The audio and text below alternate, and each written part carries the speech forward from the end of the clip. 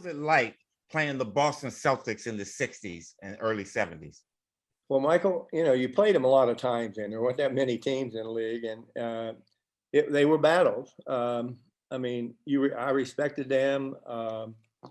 It seemed like every time they needed a basket somehow, they'd get a bounce the right way. And there were 2 times that for sure we shouldn't have beat them, Michael, 2 times, and we didn't. And that was the most devastating thing of all, to go home and feel the enormous disappointment.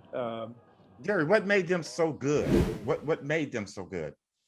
Well, the greatest winner that ever played professional basketball is Bill Russell, 11 world championships. And, they made a trade that was, they traded 2 white guys for a black guy then, which was in Boston, which was a city that it was filled with racial tension.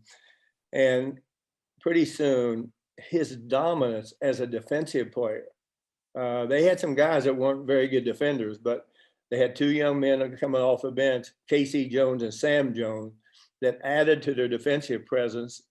And they could win any game, an offensive game, a defensive game, a physical game.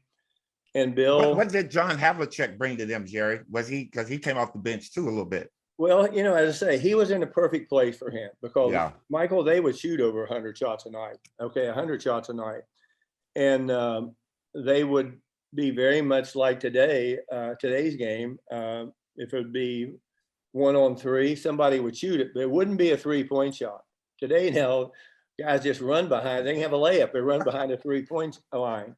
But they played a really fast-paced game. And of course, unless you were really knew how to play against Bill Russell, he was a menace out there. And it took me 2 years to figure out. You always had to see him before you drove. You could not, if you didn't see him, you better look to pass the ball. And so that took away a lot of layups, a lot of really close attempts to the basket.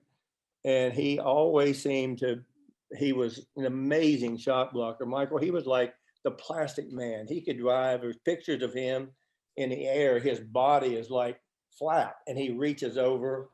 And he's an enormous runner, really fast. Wasn't a great shooter, but he could do everything that a team needed to make up for the mistakes that these other players made, particularly defensively. And his rebounding ability allowed them to run up and down the court, and that's why they scored a lot of points. What were the fans like back there, Jerry? Because they were just terrible for us in the 80s. They weren't that bad back then, were they?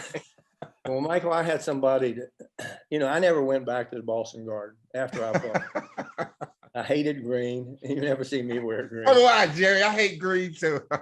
But what was funny about it, Michael, is that they treated us pretty darn well. They really did. And because we had been there so much during the regular season, they saw us play and they saw we had a good team. And we won a lot of games against them, but we didn't win enough to make a difference. And I think Tommy Heinsohn, the late Tommy Heinsohn, said, "You're the Boston Celtics' favorite visiting fan." I said, well, they weren't my favorite fans.